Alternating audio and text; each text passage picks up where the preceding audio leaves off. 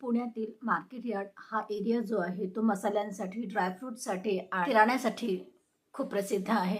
आणि इथे जी व्यापारी संघटना आहे त्यांना असं वाटते की आपल्या सगळ्यांमध्ये द्वेष निर्माण होऊ नये, आपल्यामध्ये मैत्रीची भावना राहायला पाहिजे, म्हणून ते क्रिकेटचं टुर्नामेंट्स घ्यायला सुरुवात करतात. आणि तिथे जे व्यापारी लोकांची मुलं आहेत ते तिथे पार्टिसिपेट करतात. आणि उद्देश हाच असतो की सगळे एकत्र राहायला पाहिजे, एकमेकांमध्ये मत्सर नको, एकमेकांमध्ये कॉपरेशनची भावना वाढायला पाहिजे, म्हणून ते या सामन्याची सुरुवात करतात. आणि त्यांचे सामने होऊ लागतात. साहिल आणि चेतन चौधरी हे दोघं एका टीममध्ये खेळत असतात आणि हे दोघं खूप छान खेळत असतात. चेतन चौधरी हा खूप छान खेळत असतो, त्याच्या बाबांचा किराण्याचा व्यापार असतो. आणि साहिल हा सुद्धा खूप छान खेळतो. तर या दोघांमध्ये तर चांगली मैत्री असतेच, पण या टुर्नामेंट्सला साहिलची बहीणसुद्धा येते आणि ती म्हणते की मला त्या चेतनसोबत ओळखी करून दे, तो खूप छान खेळतो आहे. आणि तिचा भाऊ म्हणतो ठीक आहे, आणि तो तिला साहिलसोबत इंट्रोड्यूस करून देतो. तर हे दोघं आधी तर यांची मैत्रीच असते, पण ती मुलगी तिने त्याच्या चेतनच्या शॉपच्या समोर आपलं केक शॉप उघडलेलं असते आणि त्या निमित्ताने आता या दोघांच्या भेटी व्हायला लागतात. आणि ह्यांचं आता भेटीचं रूपांतर हे प्रेमामध्ये झालेलं असते. आणि पण यातून असं काही होते की अगदी पूर्ण महाराष्ट्र नव्हे तर पूर्ण भारत हे, पूर्ण जग हे ही घटना ऐकून स्तब्ध झालेलं आहे.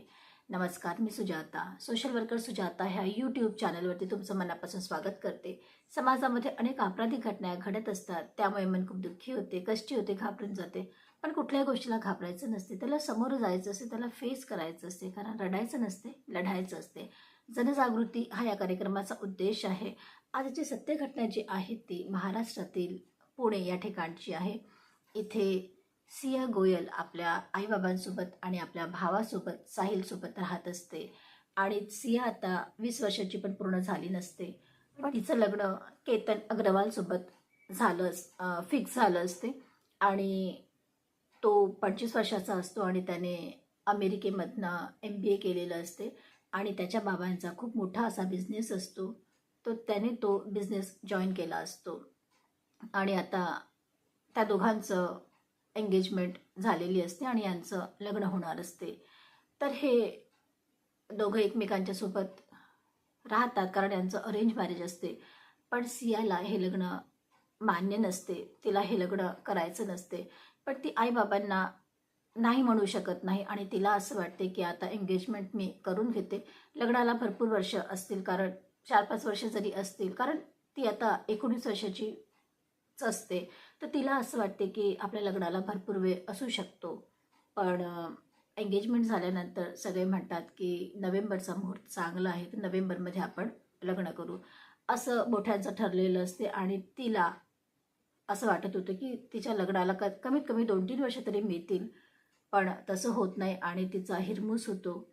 आणि तिला असं वाटते की आता हे लग्न तोडणं शक्य नाही आहे, तर आपण यातून काहीतरी वेगळा मार्ग काढायला पाहिजे.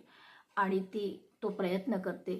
तो किती धक्कादायक प्रयत्न आहे. आणि त्या दोघांचं लग्न ठरलेलं असते आणि आता जशी पद्धत आहे प्री वेडिंग शूटची, तर त्यांना बालीला जायचं असते, जे इंडोनेशियामध्ये आहे.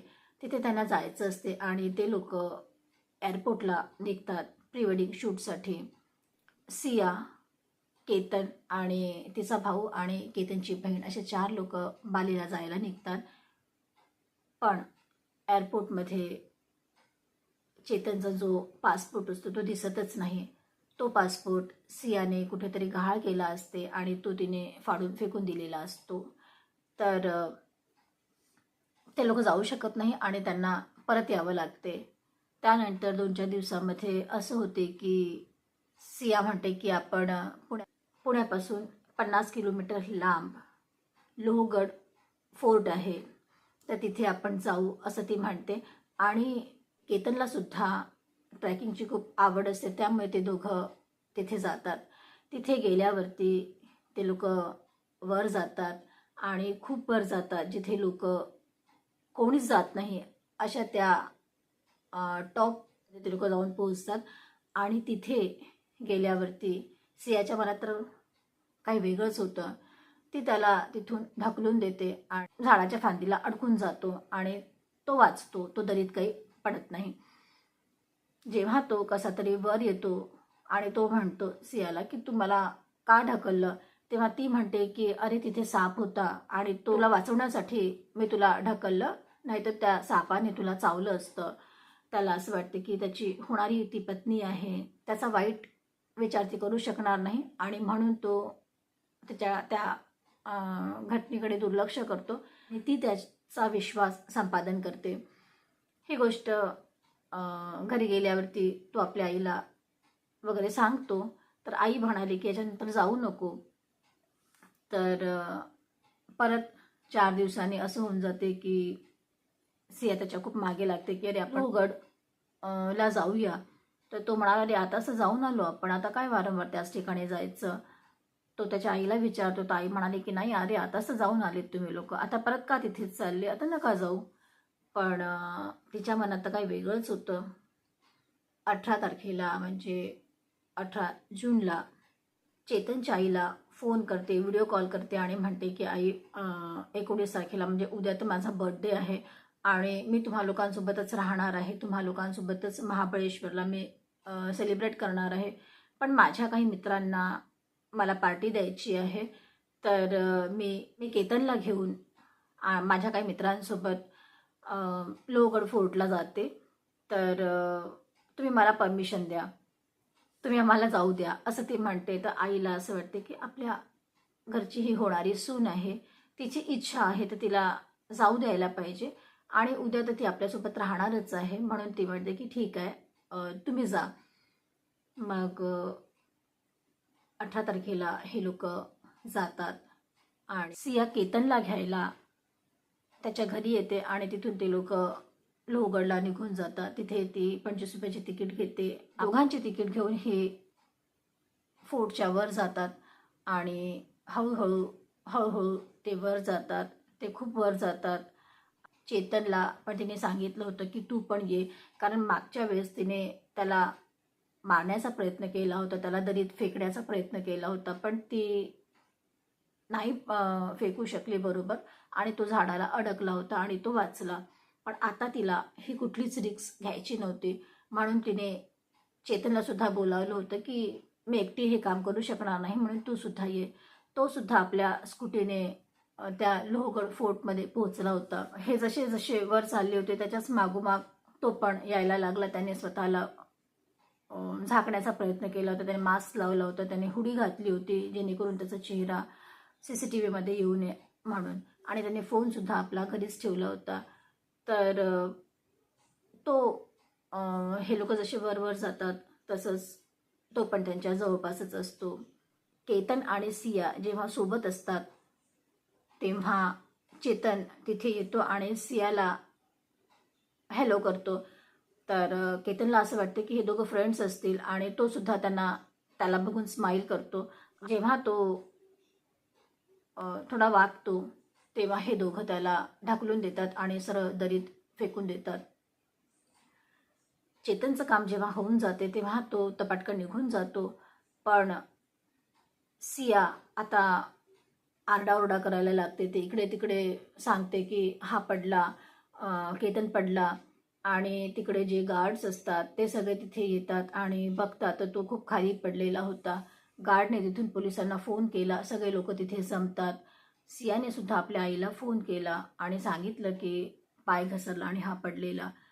तर सियाच्या आईने केतनच्या बाबांना फोन केला आणि हे सगळे फोर्टमध्ये म्हणजे लोहगड फोर्टमध्ये ते लोक यायला निघतात. पोलिसांनी केतनच्या बॉडीला पोस्टमॉर्टमसाठी हॉस्पिटलला नेलं. आधी तर डॉक्टरने त्याला चेक केलं तर तो मरणच पावलेला होता आणि पोलिसांनी पोस्टमॉर्टमसाठी त्याला पाठवून दिलेलं. जेव्हा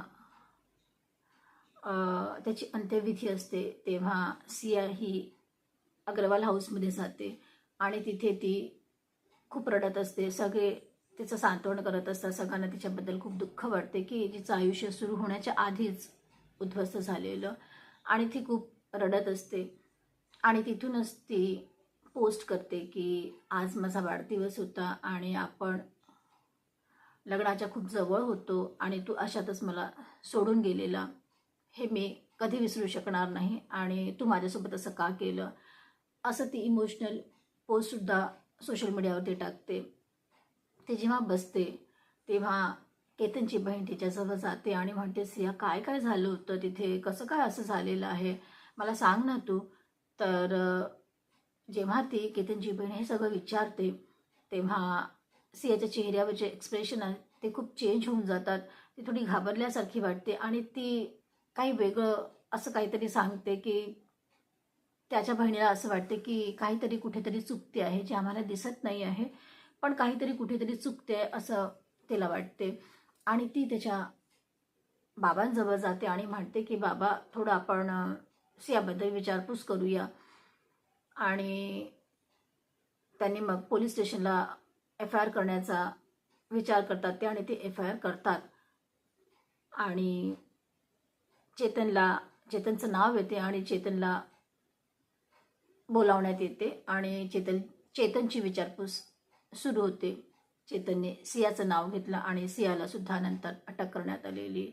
CCTV कॅमेरे, मोबाईल आणि हे सगळं बघून, कॉल डिटेल्स बघून सगळा जो संशय आहे तो सियावरती गेलेला असतो आणि आता ती पोलिसांच्या ताब्यात आहे.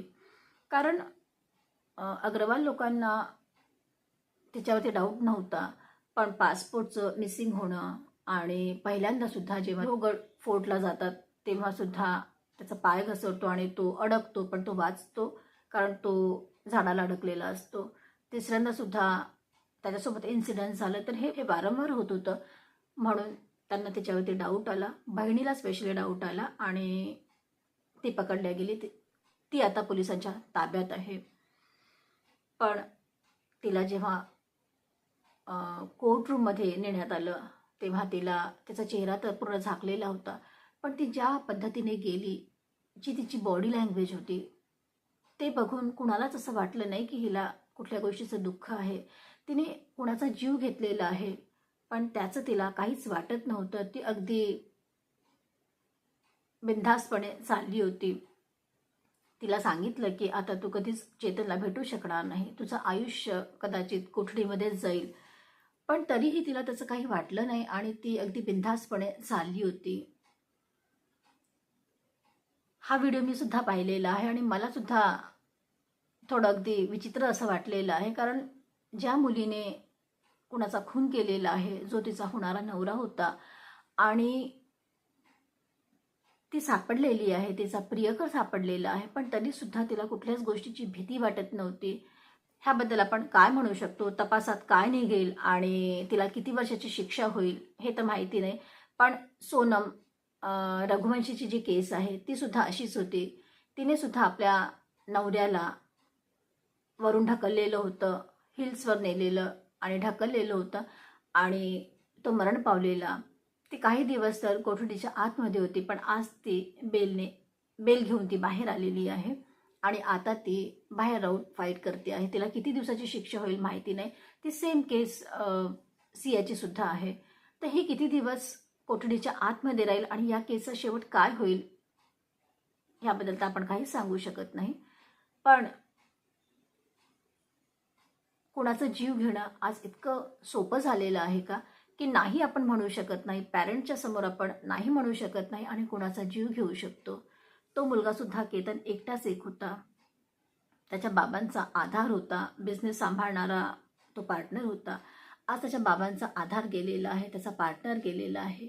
ह्याबद्दल तुम्हाला काय वाटते कमेंट्स करून नक्की कळवा. तुम्ही पाहताय social worker Sujata, real crime stories, ज्यामध्ये सत्य आहे पण त्यावरती विश्वास ठेवणं कठीण आहे. परत भेटूया पुढल्या वळणावरती. तेव्हापर्यंत लाईक करा, कमेंट्स करा, शेअर करा आणि सबस्क्राईब तर कराच करा.